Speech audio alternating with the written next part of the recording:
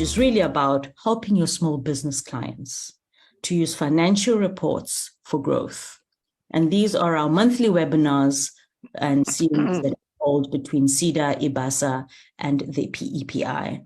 And I'm excited that our presenter, our speaker for today is Ms. Nthabiseng. And Ms. Nthabiseng, how are you? Could you want to unmute yourself and let's have a quick. Good morning. I am good. I'm really excited about this. I'm really passionate about this kind of a discussion. I must say this week, this is my third webinar in this week, talking about finance and most importantly, talking about growing businesses as it's quite important.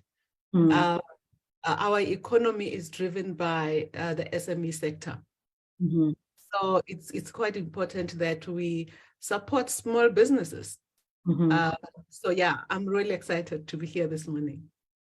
Great. Do you want to see the results? Let's just share them one more time so you can see them, or did you get the feel of what they look like? Yes, I would like to see the budget question because I couldn't see it quite well. Okay, external, mostly using external. Yep, I'm happy with that. Let's see the next one. So only 19% looks at budgets. And yeah, so I'm happy with that. I must say these numbers are a reflection of why most businesses don't grow.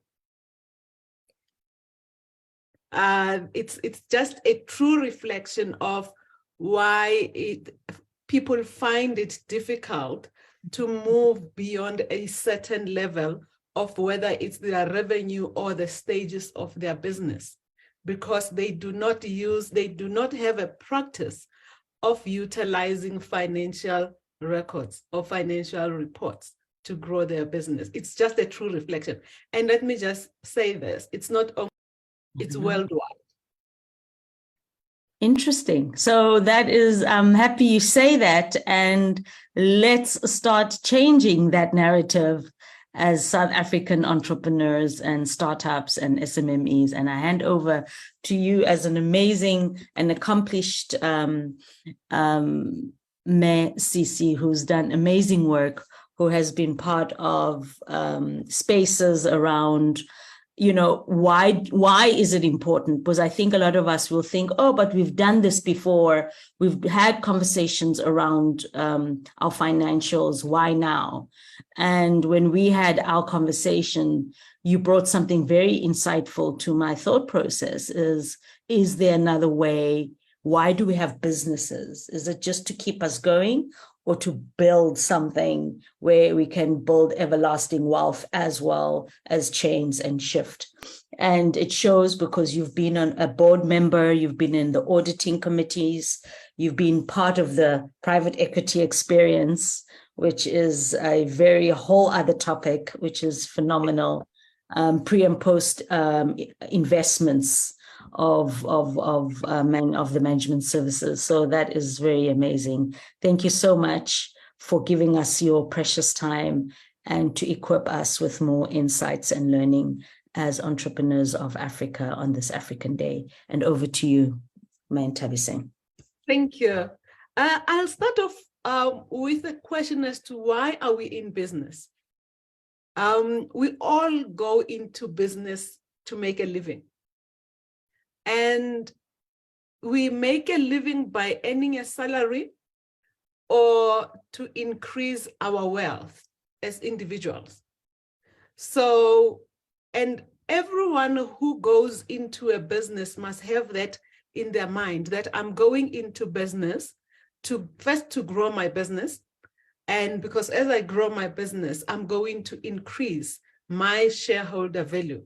And I'll be able to transfer that legacy to my children or to my family. So those are the two biggest objectives as to why we go into business. Let's not talk about the Simon Sinek thing as to the why. That one is more philosophical. But when it comes to the monetary aspect, you want to generate some income out of that business. So then what does that mean? So what I'm going to talk about today is the basics of financial records, because it's important that you understand what financial records are. Looking at the poll, a majority of the business owners only look at the income statement, and they don't consider anything else.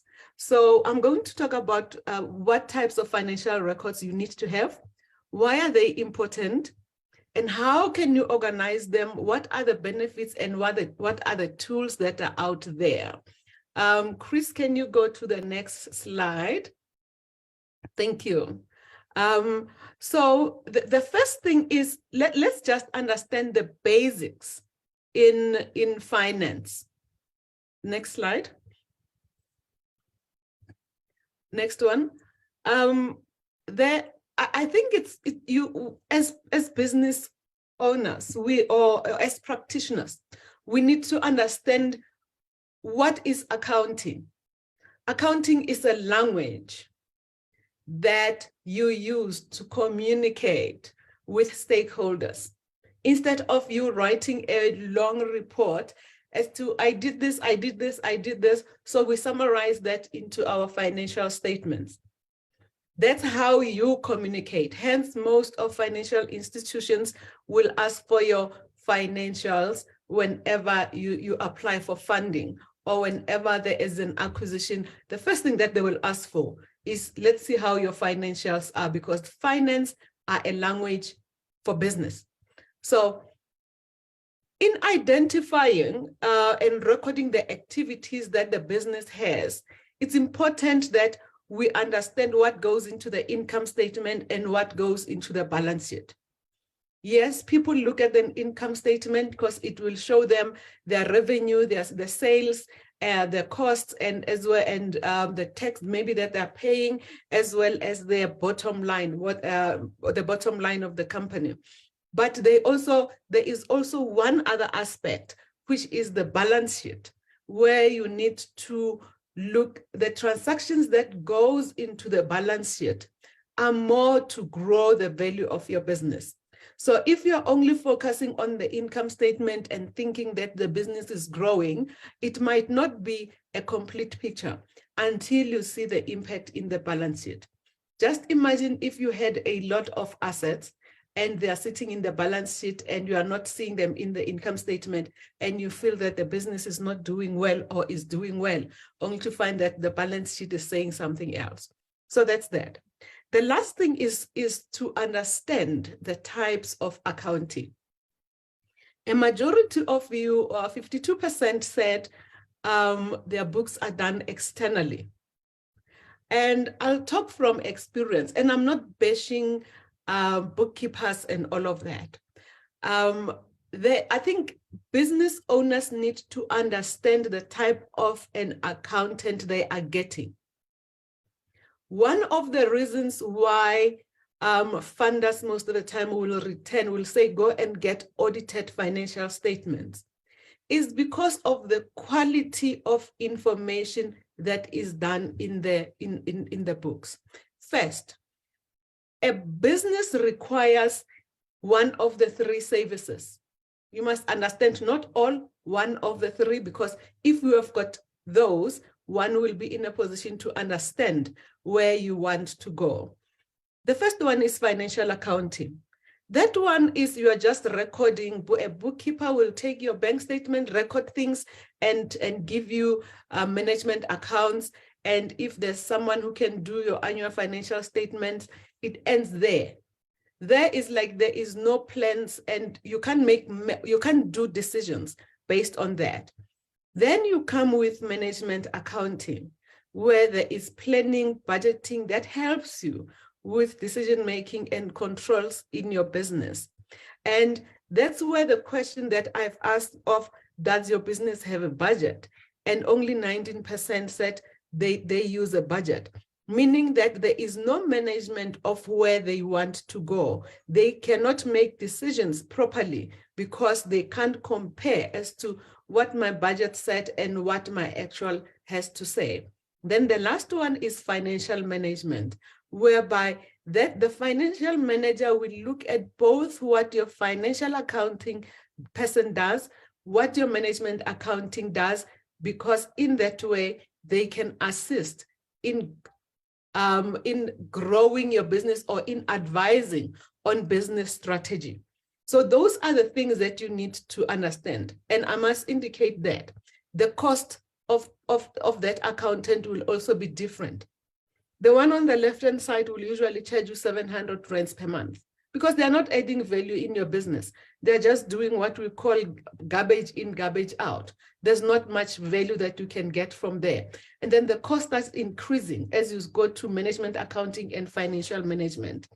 Let's go to this next slide where we talk about the financial records that you need to have. The one thing that I've noted is whenever I take on a new client, they will start off by saying, oh, I'll send you my bank statements and you can do my financials from a bank statement.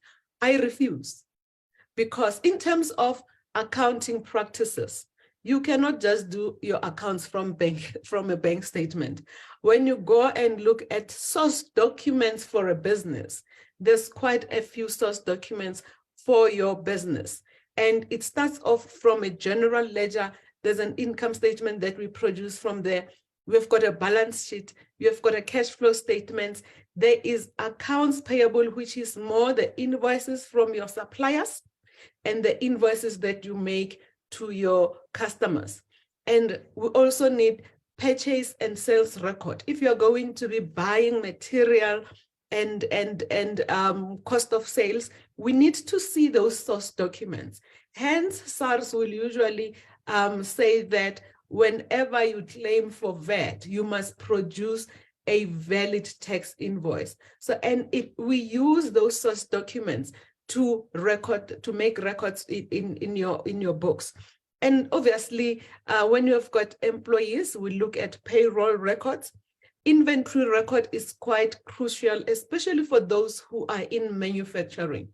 Because for you to be able to know the cost of producing an item, you need to know the specific cost per that item, and you put them together and you determine the cost price of it.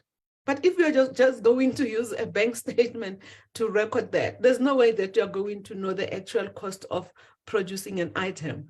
The next one is your fixed assets record. If you buy machinery in your business, you need to record that, because the more fixed assets you have, the more valuable your business is, because those assets have got value. Imagine if you buy a machine for 10 million rands and you are not actually looking at the efficiency of utilizing that machine. It becomes a futile exercise. Obviously, tax records are important. Financial contracts and agreements. People don't, whenever we do audits or we do recording, people don't provide us with financial contracts. You find that a person has got an obligation to do certain things in future months, or whether it's this month or next month, and they end up not doing it. There is a risk there that probably you would have not performed, or let's say there is revenue that you can only bill after 6 or 12 months. It's an obligation for you to produce, or where you've got an agreement with someone who said they'll pay you after 12 months. You need to record that as a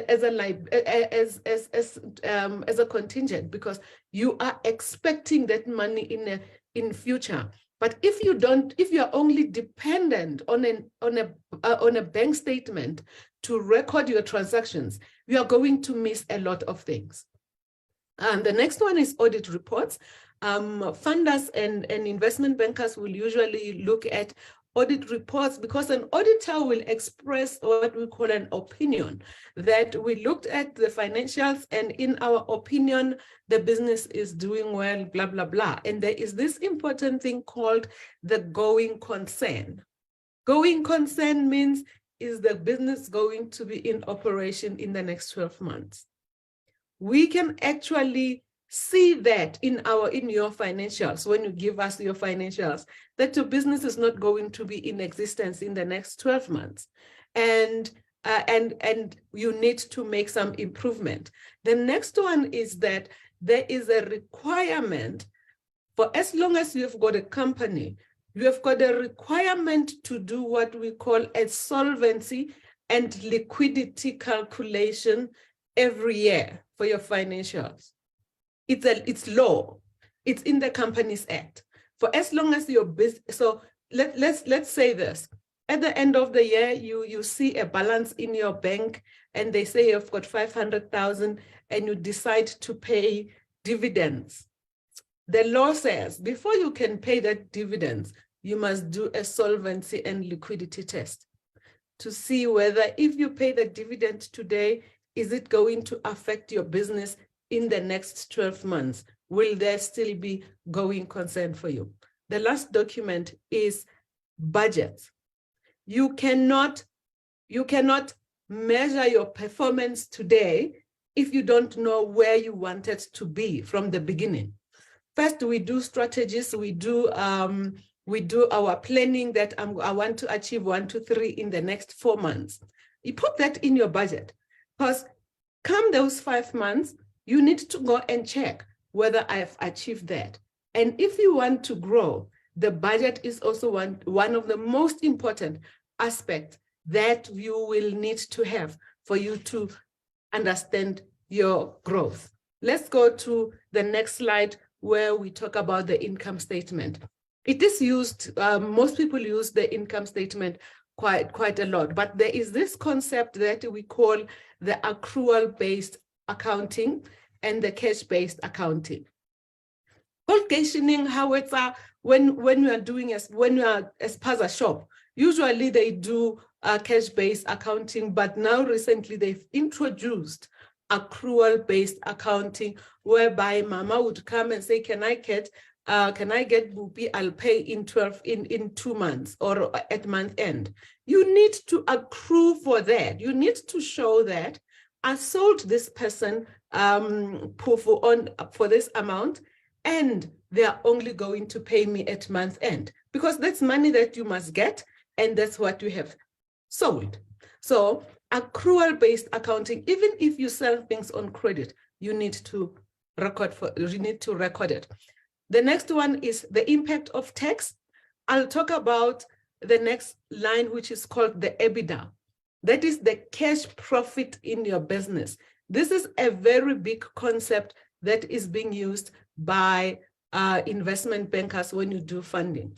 Understand what EBITDA means. And you can only understand EBITDA when you go through your financials, when you go through your income statement, balance sheet, and cash flow. Let's go to the next slide on the balance sheet. The balance sheet records a snapshot of all the decisions that you have done at a certain date. It shows you all your shareholder loans. It shows you the loans that you have, the assets that you have, or whether the business is a going concern or not. So it's important that you understand the balance sheet. Going to the cash flow statement.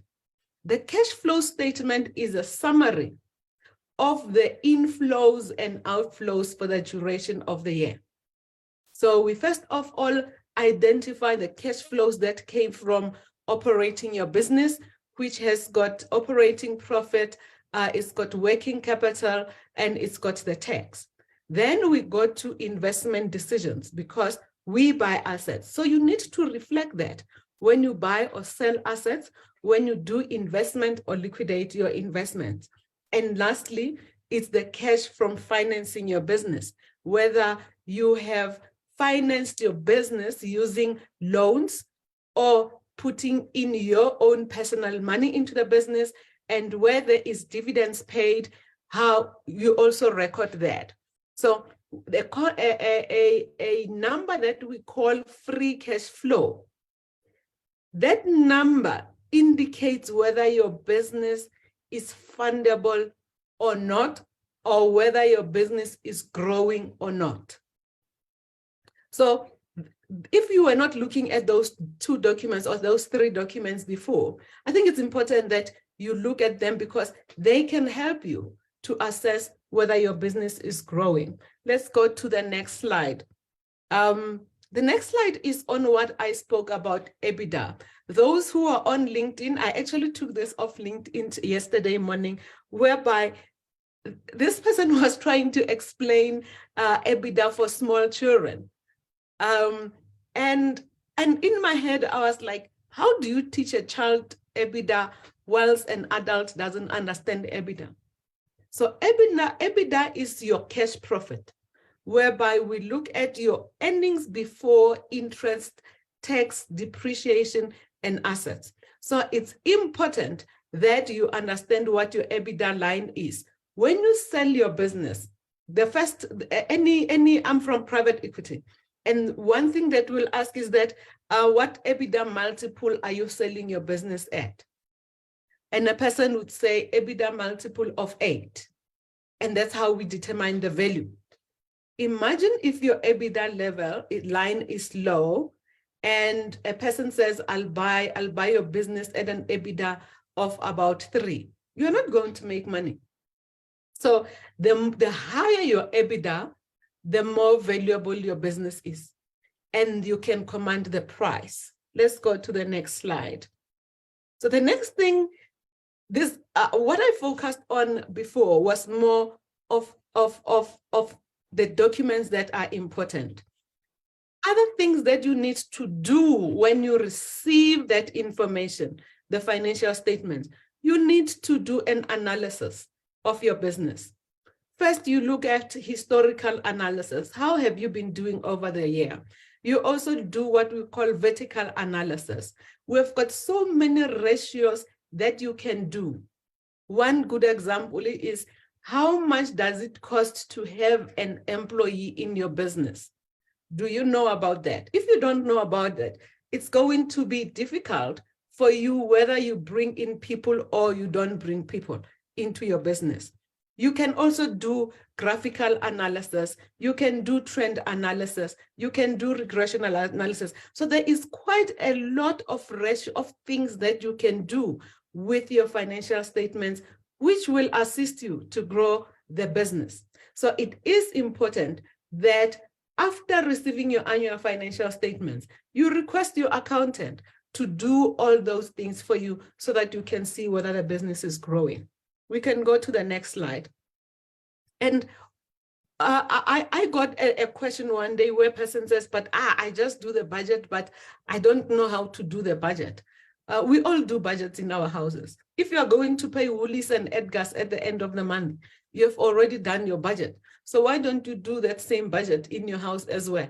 If you are and have a spreadsheet saying, I'm going to pay so much and so much at the end of the month, or for the whole year, we budget for building houses, we budget for the stock fair. So why don't you do that as well in your company, whereby you do your budget for revenue, for forecasting, identifying new income streams, and for cost management.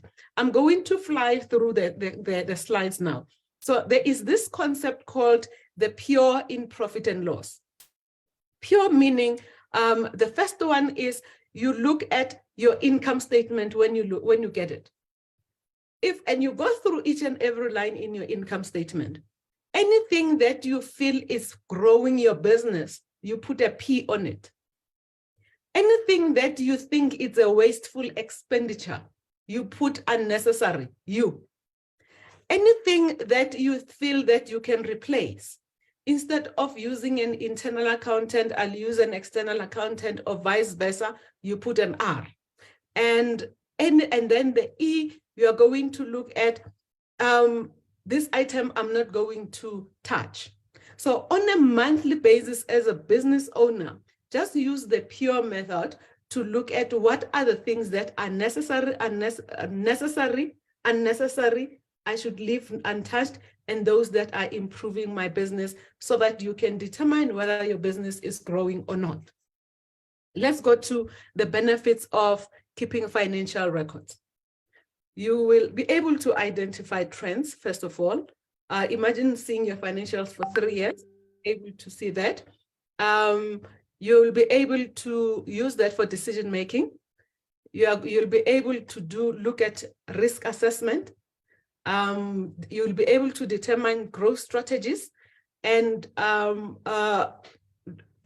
compliance. Not only compliance, CSRC and CIPC, but for compliance purposes, you can have that. And the last one is on funding readiness.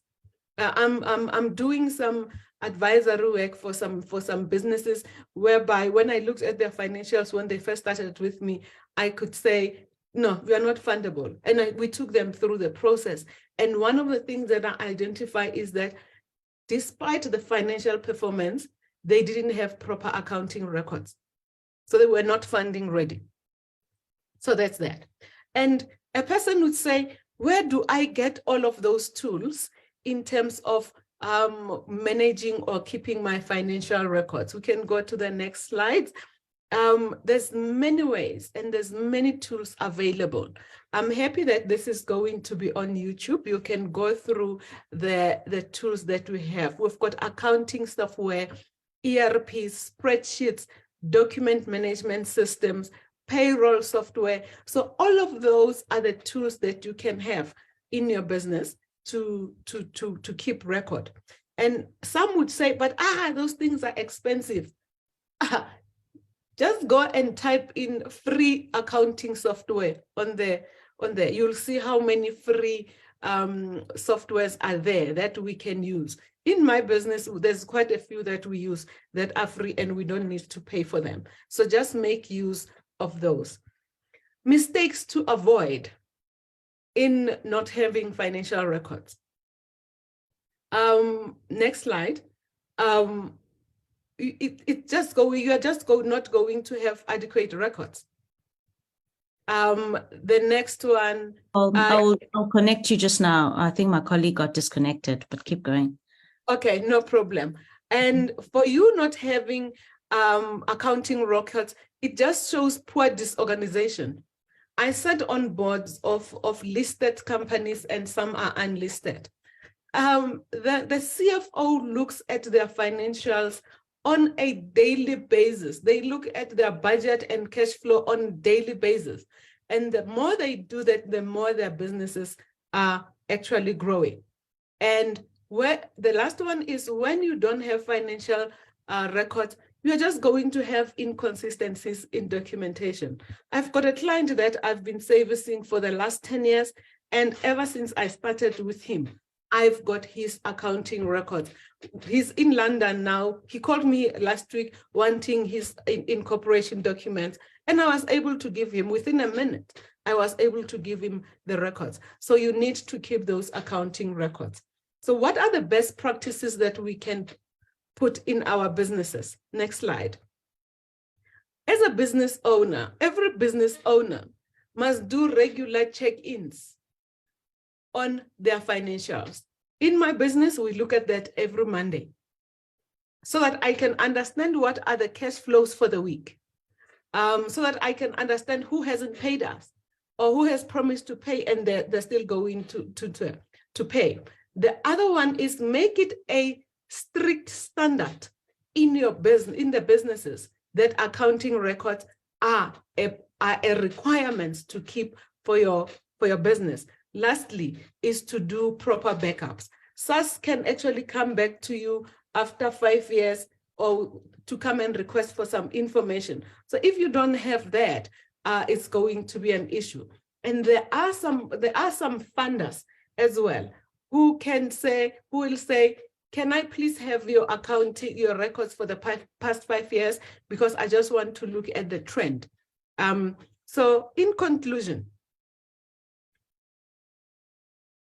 financial records play a vital role in assessing and driving the growth of your business.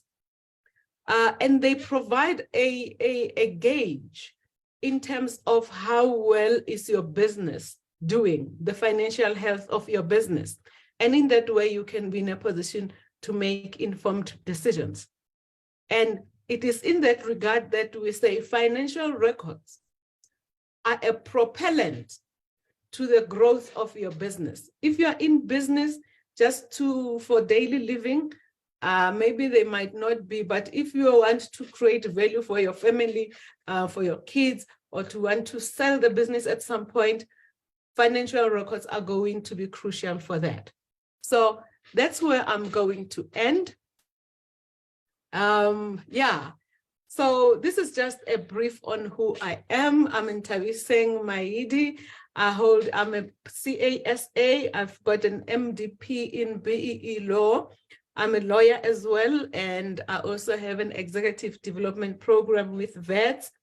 And I'm an international business coach. I was certified from an institution called the Value Builder in Canada, and the writer of the book is Built to Sell. If you have read the Built to Sell, it's that concept that that John is talking about there.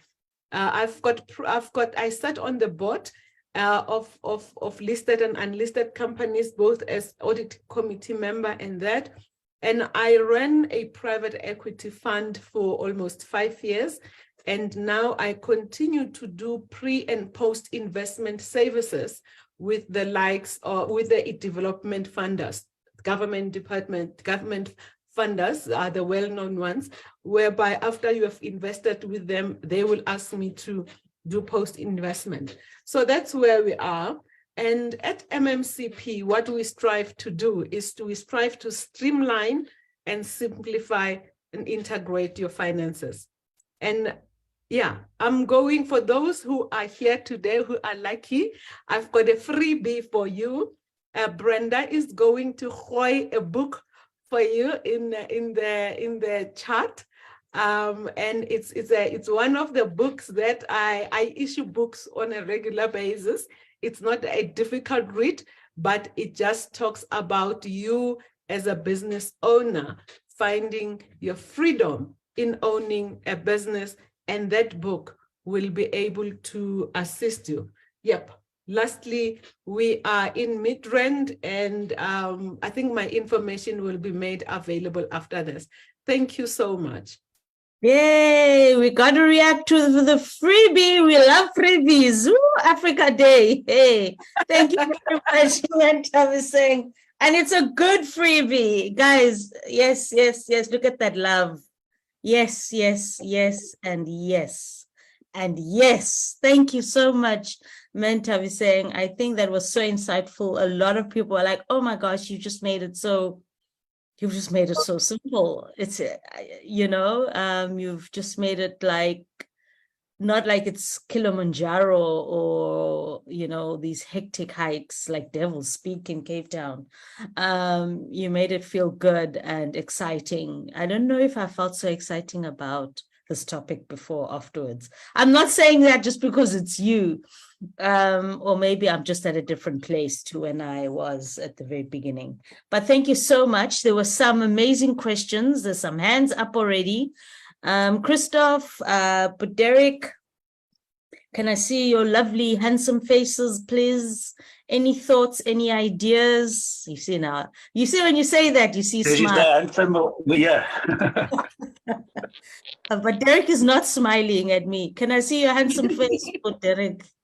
No, you see, when you have consumed bitter stuff, that makes you meditate. You can't smile. you can't smile. It's heavy, so I'm digesting. Thank you. But yeah, this has been awesome and powerful. We really appreciate this information, and yeah, and thank you very much for sharing this powerful stuff with us and with everybody else. And we are hoping to have you again, Christoph. We're gonna have our guest again. Yeah, but I think there's some places to delve down, to just dig in deeper a little bit, and you touched on it a little bit, Ms. Nthabiseng. It was the question that Alan asked as well. Before we have 4 hands in the room, but I will wait. They'll just need to hold their hands up for a little while longer. So there was a question around, as SMMEs, we struggle, or our clients struggle a lot when it comes to applying for grants or tenders, as we are required to compile a budget, i.e. 3-year budget plan, right? And you touched on that a little bit. After your presentation, will you please break it down on how we can compile these financial reports? Is there, do you want to add a little bit on that to Yeah. help Alan there? So So that budget, it can be useful to our clients around this, yeah. yeah. Thank So let's take a practical thing in your household. I agree you, or first of all, you'll say, this is my income, salary, and these are all the things that I'm going to pay. At the end, I'm left with this. So it's exactly the same principle. What are you expecting to have? Let's say you have got, let me just take an easy, probably it might not be easy, a guest house. I've got 3 bedrooms. I'm renting the rooms almost on every weekend. I'm renting them out. So that is your expected revenue, or that is the capacity that you have to rent the property. Then you go and look at what is the cost of me having a client. If I'm assuming that I'm going to have clients every week, you have to go and put in what are the costs associated with having that client. So those are the costs associated with having the client. We call them variable costs, and we also have fixed costs. Your fixed costs are going to be salaries, are going to be compliance if you are paying any subscriptions to a magazine for them to advertise your business, your accountants, all of those expenses. So you put them in. So you do that for 12 months, you add them together, and you apply inflation for the next year. And just like that. So that's how you actually can do a budget very quickly. It is true, funders will require that plan. So, and you can also use the information that came from your financial record and just extrapolate it forward, putting either a reasonable increase or inflation if that number is affected by inflation. Thank you. Thank you very much. I hope you're happy there, Alan. He asked another question, but we'll have one hand at least in the room first, and then we'll go back to the Q&A. We'll just go back and forth. And the first hand, as per the platform, is Nosipho, I mean. Nosipho, over to you. You can unmute. Okay, just give it 2 seconds, after which then Rakhadi will be next. Nosipho is not unmuting. Okay, Rakhadi, can you unmute yourself then? All these people aren't able to unmute.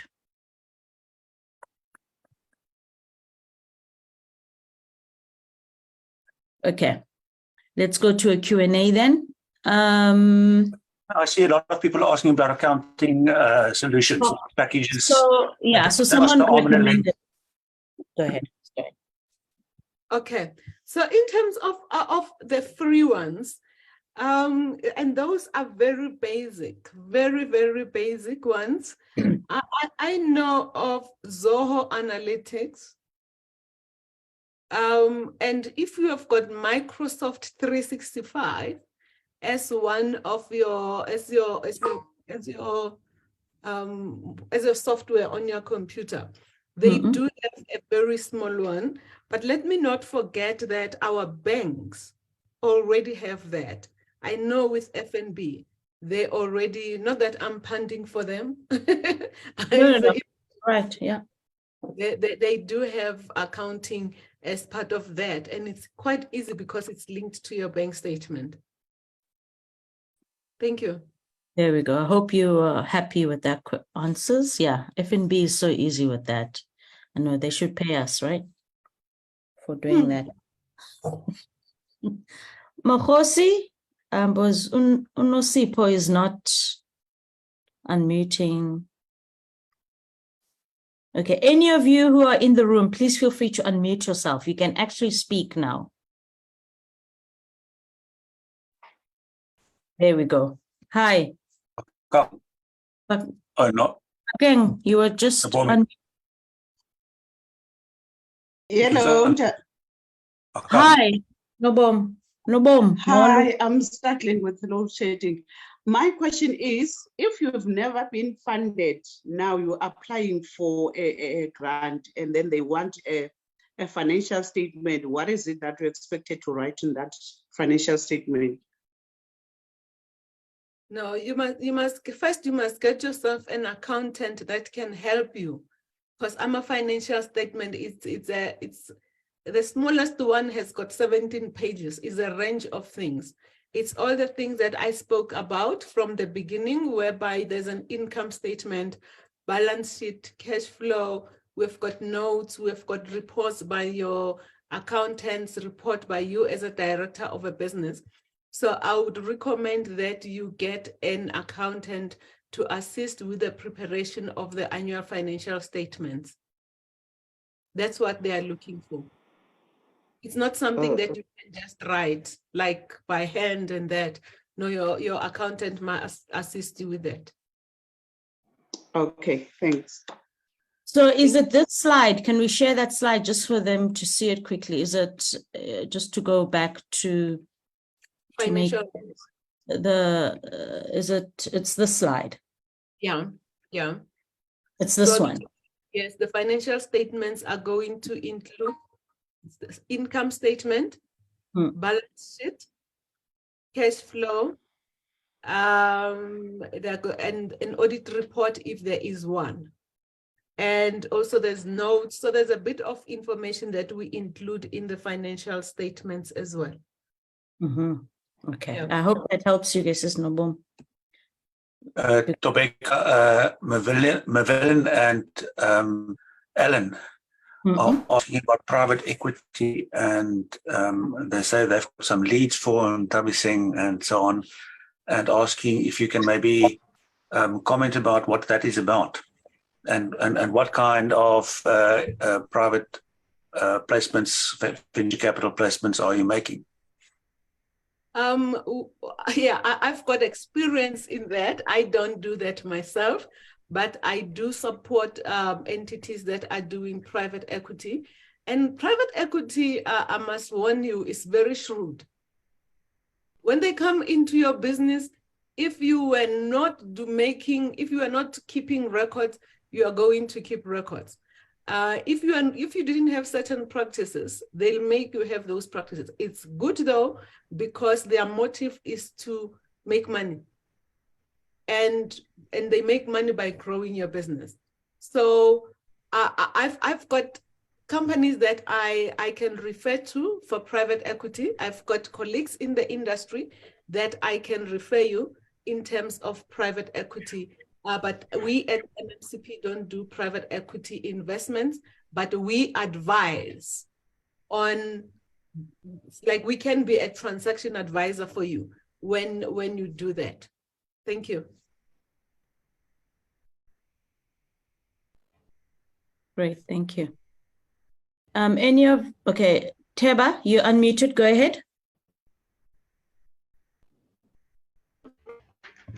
Yeah, good day, everybody. That is Teba. I just wanted to find out, I was Nthabiseng, I'm running a simple, straightforward small business, the guest house, as you made the example of hospitality, including a charter service. So it's based on cash only. There is no credit. And I do have an accountant who is compiling annual financial statements. Every time when I need to apply for finance or there is assistance from the banks or government, I submit those. But at some stage, they still insist that I submit my account management, of which I'm not sure entails what and what, because if we're talking about it, that shows the income. It shows on the annual financial statements. So they still need the ones that are kept by myself. Okay, so I'm not sure, as I'm saying, I have. Oh, yes, I was saying you can go ahead, sorry. Okay, so they are correct. There is what we call management accounts. So, and I see you are one of the culprits who do financials once a year.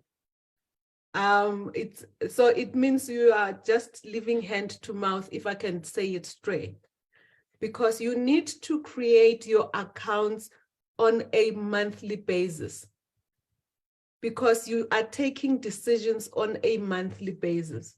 So what they require, those monthly management accounts, it's still income statement, balance sheet, and cash flow for that month, or indicating how you have done for this month, so that they can, it forms part of the entire process as well for you to do the annual financial statements. You should have done your management accounts for every month, so that you can see how your business is performing. They are correct to ask you for that information.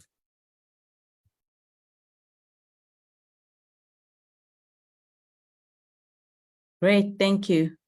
Next, anyone else whose hand is up? You can just unmute and then I'll know you're ready to talk. We also have some questions still in the Q&A, which some have posted, Nthabiseng.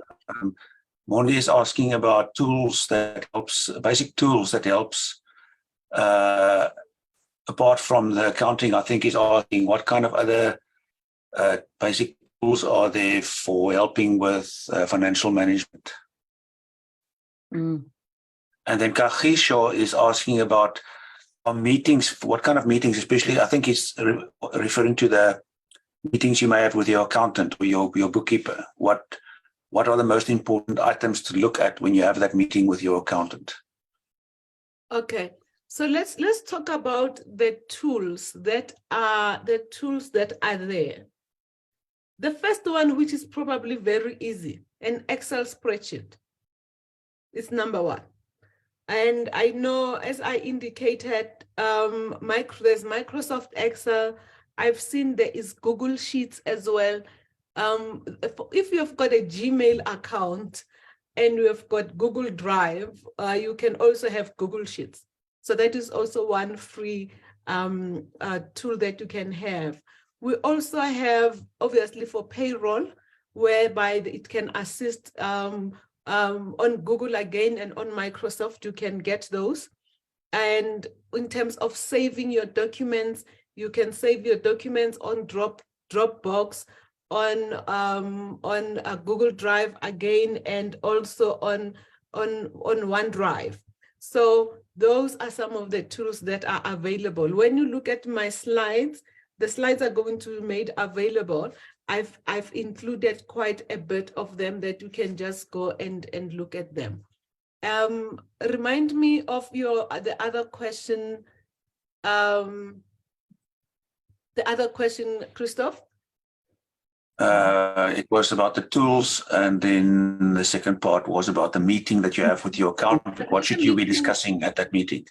So the meeting is not only with my accountant. So every Monday we have got what we call our operations meetings. So, and in those meetings, we first discuss HR plans. We discuss operational plans. We don't talk about marketing and sales because we've got another day, but you can include that. But when it comes to finance, to the financial part, you talk about, have we met our weekly target if we were supposed to be billing for that week? If the billing was supposed to be 500,000, have we met that target? And if not, what are the issues? If we've got a client that was supposed to pay us last month and they haven't paid, what are the issues? Because if you follow with your clients on a monthly basis, those meetings are supposed to give you that information.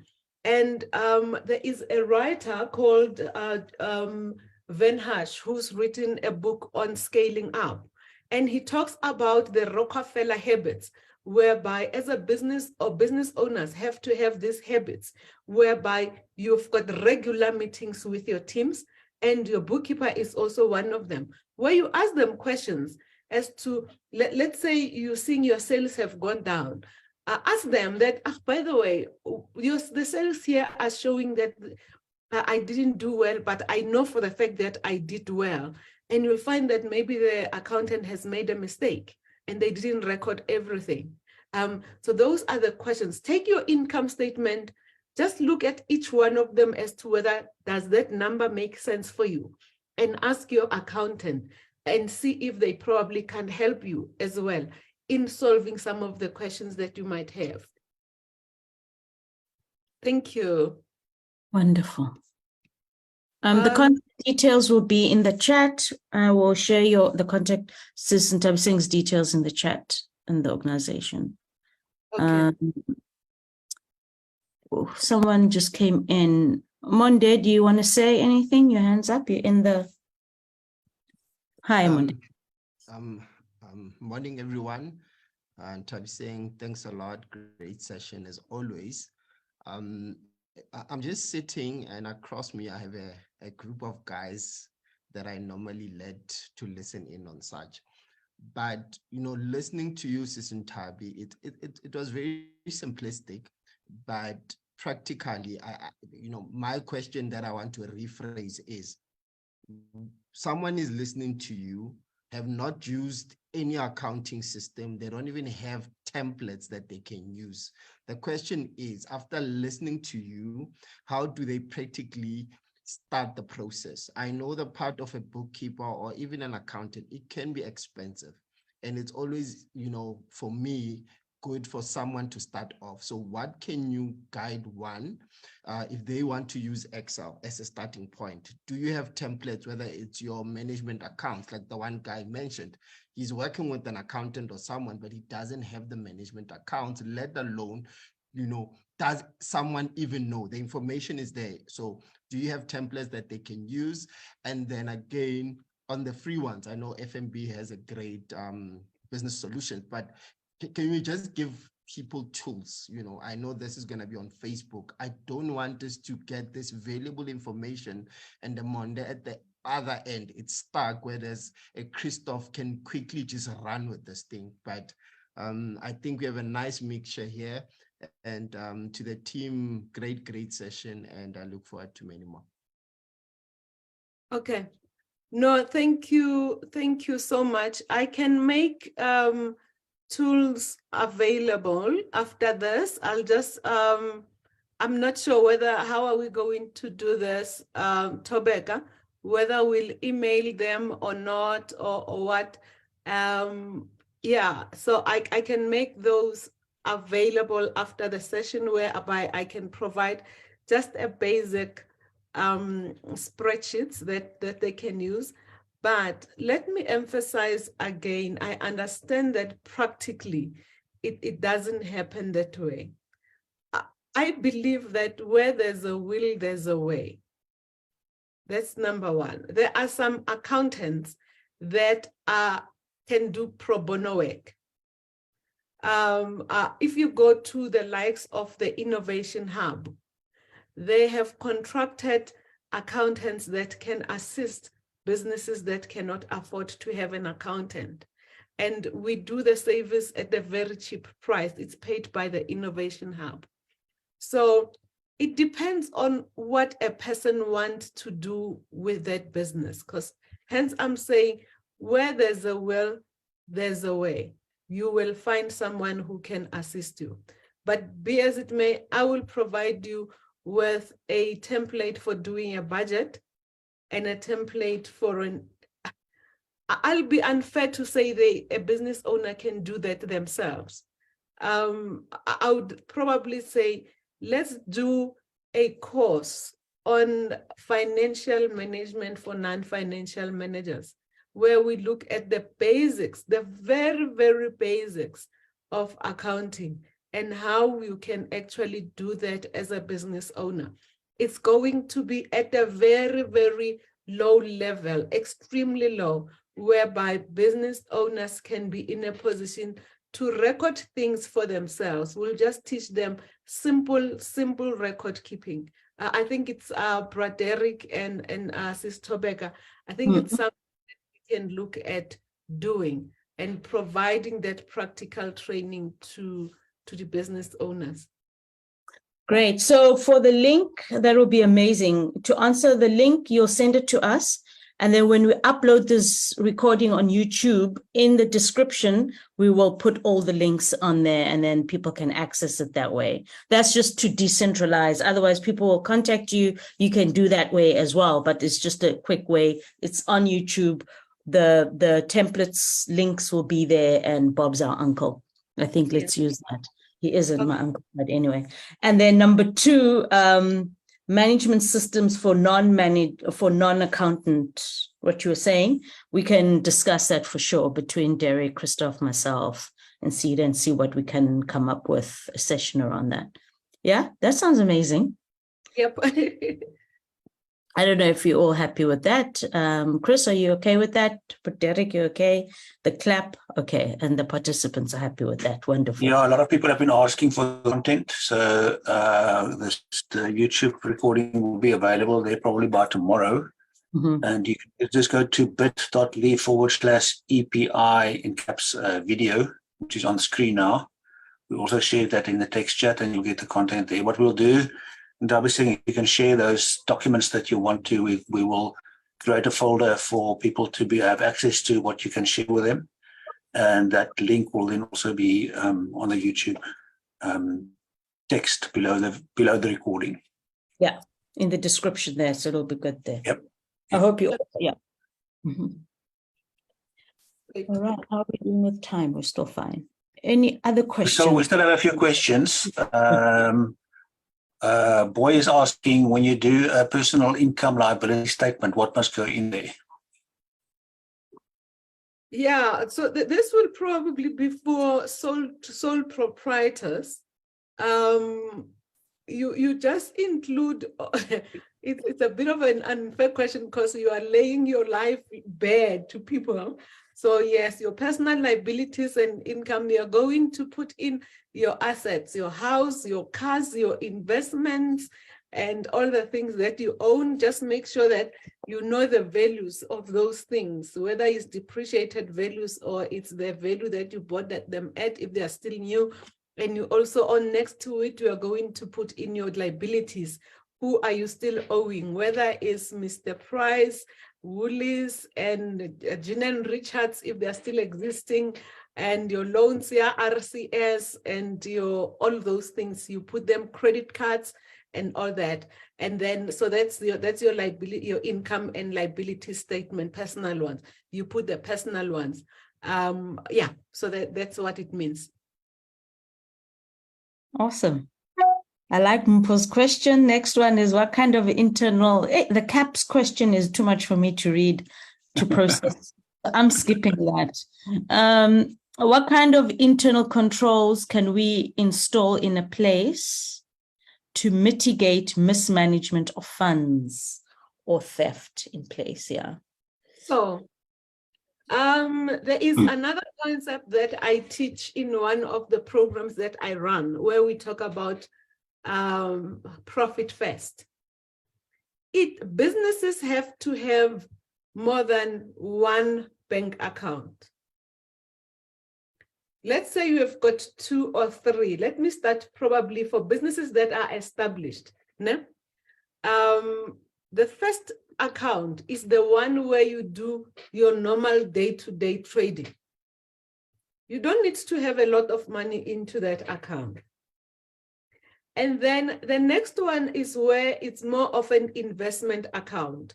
If you are a business owner, that will probably be you'll be the only person who transacts out of that account, and that account does not transact to anyone else other than the main account. Gotcha. Then you've got, obviously, if you've got good controls, you've got your salaries account, where you save your salaries for the next few months. And that one as well, you only do processing of salaries from that account. So there's a lot of transparency in those, because if you know that salaries for a month is 300,000 and at some point you have got 295, you'll see that something has gone amiss there. So with the mismanagement of funds, try to have 2 signatories on your bank account. If you are using cash to receive cash, I don't know who's still using cash in their business, but I understand. But try to utilize EFTs. I know of businesses now, they'll say we are a cashless environment, because you can do body cash send, you can do the GEO payments. So try to utilize those. So for every, you'll know that all of that money is going into the bank, and you will be able to issue a receipt or an invoice for it. So, but the theft of money can only happen in this day and age if you are doing sales that's cash.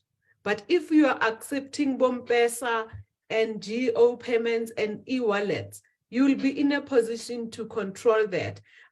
Where I go to do my hair, the lady only accepts e-wallet for doing your hair. Mm-hmm. She says, I don't do cash because they come and rob us. Mm-hmm. So don't come with cash here. And she tells you when you arrive, oh, we don't take cash. We don't take cash. We only take e-wallet. And she says at the end of the day, she reconciles all the e-wallets that she received and with what came through to the store. So the economy now is moving, and systems are being put in place these days to assist us with that.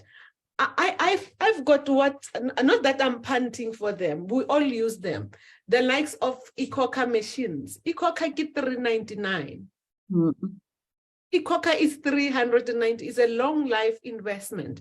$399. There are no other costs other than small costs where you have that in your business. And when people come, you use your Ikoka with your phone, and you know that you have received money. And it's also a very good way of managing your cash flows, because when a person comes in, you can even make them pay in advance for services. And if you're doing online services, you can send them a link for them to make a payment through that Ikoka, or what is the other one? The blue one. Yoko. Yes, the Yoko payments.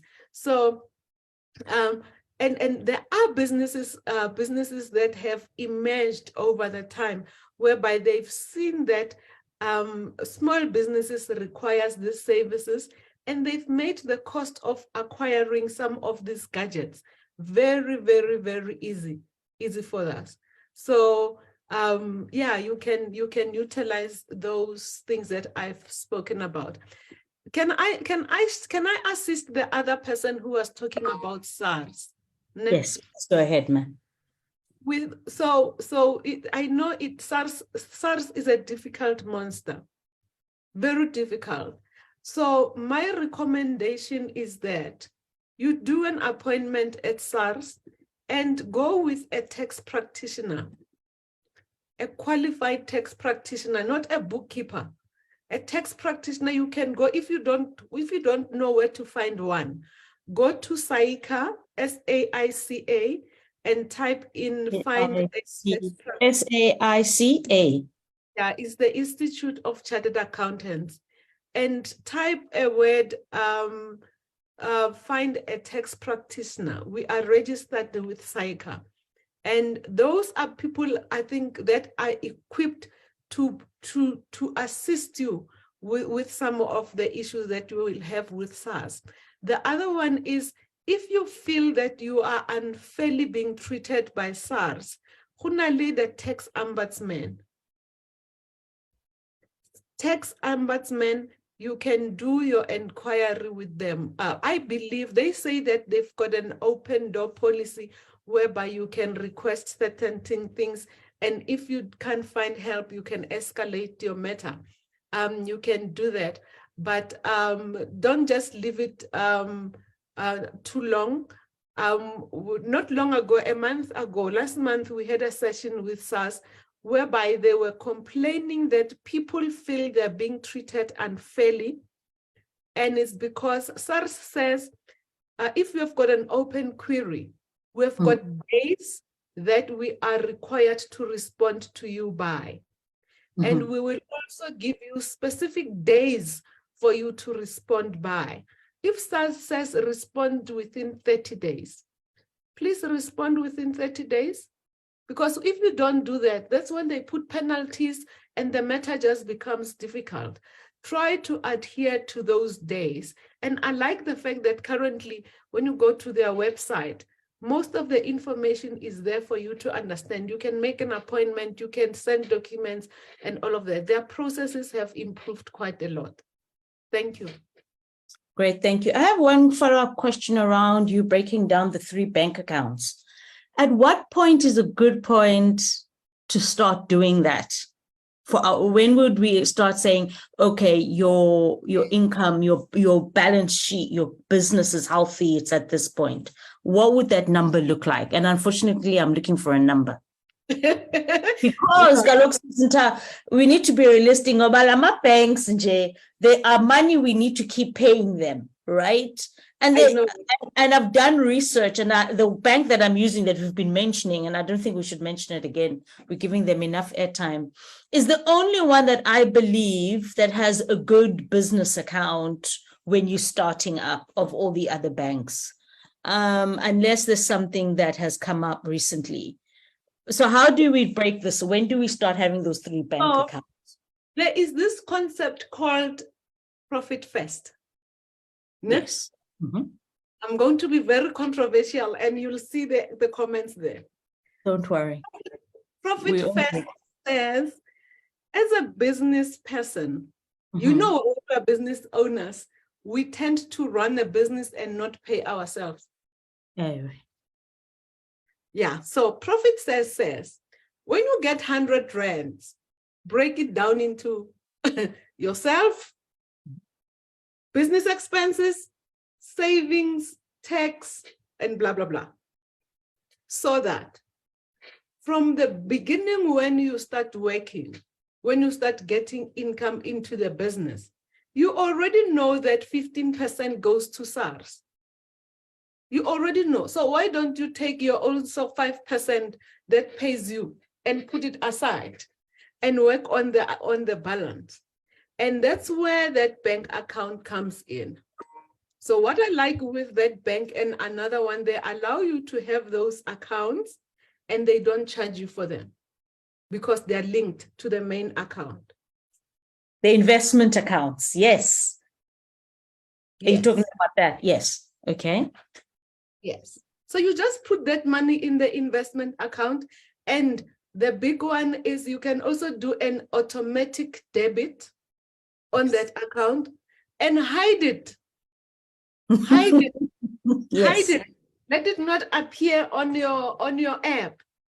I'm using all the banks in South Africa, and there's 2 most particularly that I like that are it's reddish, not the big red, it's reddish, the small one. It's used a lot by people. It's very cheap. Okay, we haven't, let's name that one, Shem, because we've named the other big one. We haven't named the small one. I like the laughing emojis. Which one are you talking about? Capitec? Yes. It allows you to have multiple accounts. But they don't have a business account, do they? Mercantile. Go and check. Now they've got. Oh, now they've got. How? Now they've brought in Mercantile into their picture. Okay. We need to go get money from them. Derek, let's go knock on these doors. So Okay. you can hide those. You can do automatic debits. And you hide them that they don't appear. And at the end of the year, you pay yourself or you pay bonuses and that. But the stage where you can start implementing the splitting of accounts, as long as you have got employees that you are going to be paying in future, for as long as you are having big invoices, there's people who get 2 invoices a year. The best way for you is you don't keep 8 million in your savings account band, the current account. Listen, I've seen them whereby a person is paid in advance 10 million and that 10 million is running on their current account. It's even worse. They go to the shop and they swipe to buy a spare part, and they get a balance on SMS 9,900,000 and money management scale. Gotcha. So you create those investment accounts, and you only take money out of that account when you need it. Don't laugh. That's what you guys do. No, it's a truth. Okay, awesome. Thank you. I love the reality of this. Prudence, over to you. You're the last one. We have like 6 minutes. Go ahead, Sissy.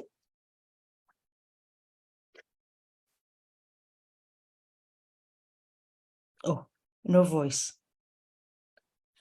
Okay, Christoph, are we good? I think we're good. I think we're going to end here. So Prudence is not. Let's go on. That was amazing. I think that was so informative, and we're going to see you soon somewhere. Thank you very much for your time. Nthabiseng. Really, I'm very grateful. And we've put all the information in the chat, so you can access her details. I have copied and pasted the free book as well, link, but we'll do that now again. And any last words, I'll hand over to Derek. Derek, you go over to Chris while I put the info in the chat. Over to you, Derek. Thank you, Ntobeka. And yeah, let me say that we had a motherly reprimand at the same time. And yeah, it was like kids, in a class, but really this was very, very informative. Learning from saving, learning from how you can keep your money, how you can do that.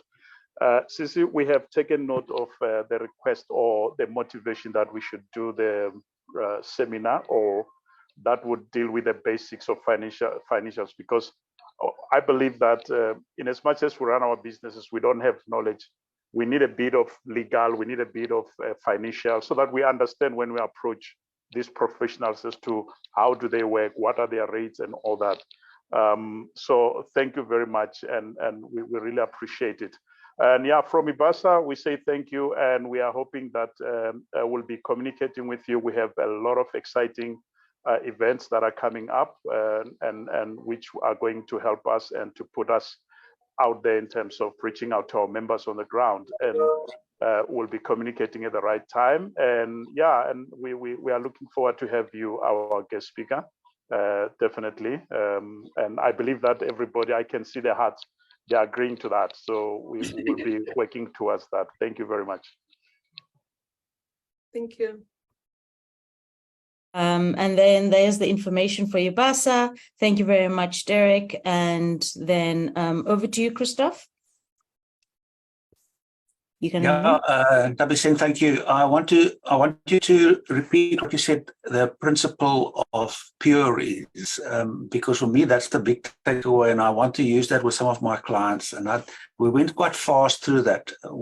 When we sit down with our clients and we use that pure principle, what is it that we are looking at? Just to help me quickly, because I really think actually there are some of my small business clients that can definitely benefit from this principle. So P, it's as you go through your income statement, let's say it's for the month, or your expenses or income for the month. You look, the P stands for plus. Does this increase the revenue or they increase the value of my business? Is this something that is going to make my business profitable? It's a P. The U, it says, this is an unnecessary expense, let's eliminate it. So you're hoping that next month you won't have it, eliminate. The R stands for replaceable. If you find that your rental for the month wherever you are renting is quite expensive and you'd like to look for an alternative venue, you just put it in, it's a replaceable cost. The E stands for equal, meaning just leave it as is. You don't need to change anything. That's what pure stands for. Thank you very much. It sounds like something that's really useful for us to use. Ntobeka, I just have a last announcement too. We do have a few minutes though still. So shall I do that now? Yeah, let's Around do the announcement. this Yes. clinic? Yeah, I will share Okay, the. then are you on this right slide there, or shall I go there? I'll do it while you talk. Go ahead. Okay.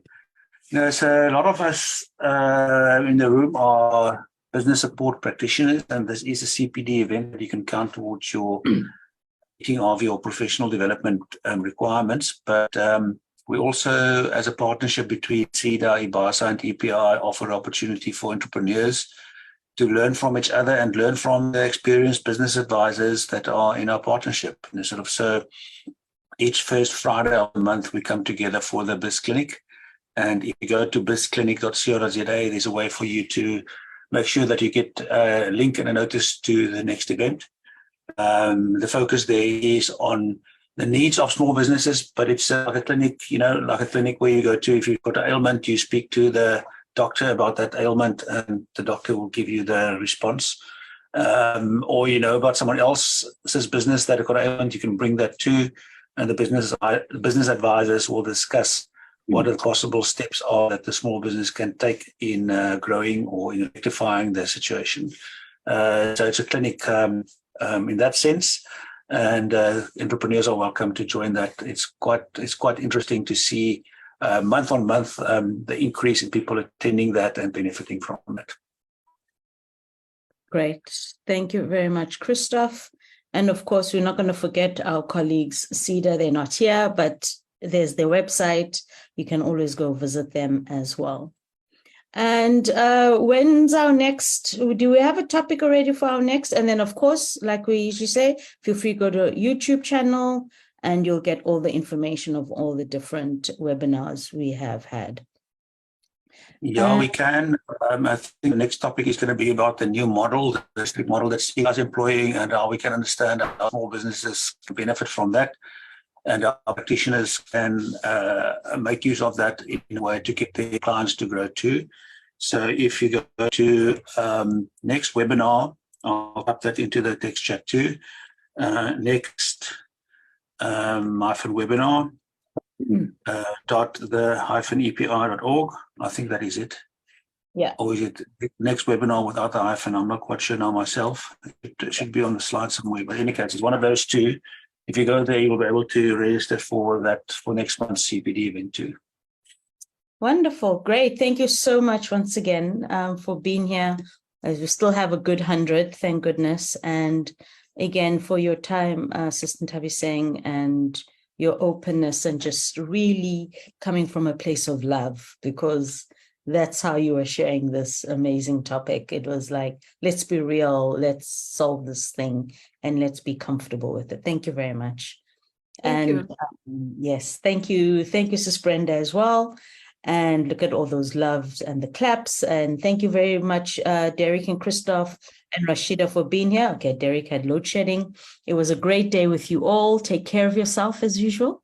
Take care of your heart. Take care of your mental health. And be kind to yourself and be kind to everyone. Have a great month. Have a great week, and see you soon.